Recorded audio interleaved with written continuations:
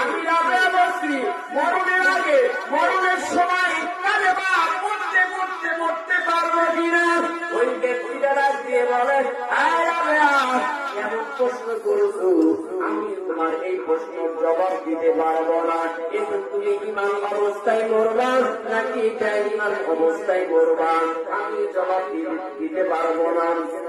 রাবেয়া বসরিকে আবার ডাক দিয়ে বলেন, রাবেয়া বসরি আবার ডাক দিয়ে বলতেছে, এক নম্বর প্রশ্ন চলে গেল, তুমি উত্তর দিতে পারলা না।